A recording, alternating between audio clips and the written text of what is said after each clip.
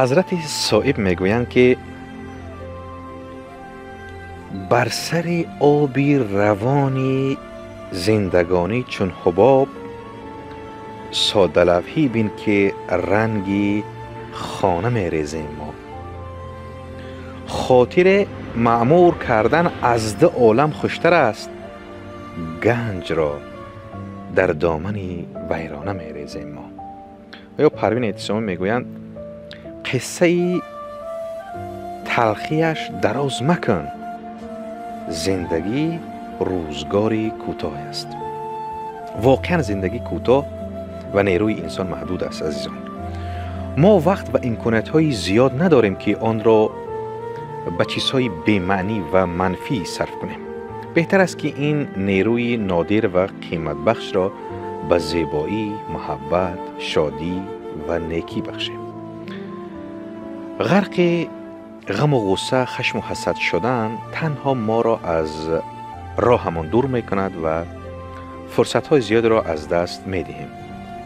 هر لحظه زندگی عزیزان یک امکانیتی نو است تا که با مهر و شادی آن را پر کنیم. از این رو بیایید وقتی خود را به کارهای بهتر و ارزشمند صرف کنیم، آنگونه که از زندگی خود نه تنها برای خود بلکه برای دیگران نیز خوشبختی و الهام ایجاد کنیم.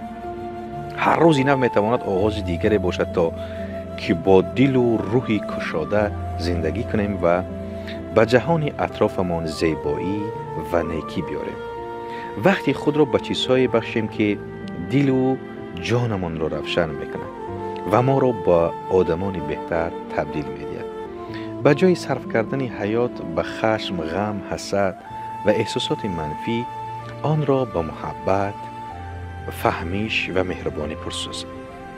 به جای صرف کردن حیات به خشم، غم، حسد، کینه و کدورت و احساس منفی، آن را با محبت، فهمیش و مهربانی پرسازیم. حضرت صائب جای دیگر میگویند که دست هر کس را که میگیرید در آن آشوبگاه، بر چراغ زندگی دستی حمایت می شود. زندگی یک تحفه است و ما باید آن را همچون بهترین امکانیت خود برای آفریدن نیکی و زیبایی قدر کنیم. چه خوب می شد که با آن چیزهای ما خودمون را می بخشیدیم که واقعا ارزش دارند، زیرا این یگانه راهی به دست آوردن خوشبختی و آرامش باطنی است. عزیزان، همه موفقیت های انسان از آرامش باطنی سرچشمه میگیرد. تمام افراد موفق روی دنیا آنهایی هستند که در اول به آرامش رسیدند و بعد پیروز و موفق شدند. به امید پیروزی، موفقیت، شادی و دستاوردهای بی‌نظیر برای همه شما عزیزان. همواره موفق، شاد و مسرور بمانید. با مرکز خرد بمانید تا بهترین ها را بشنوید.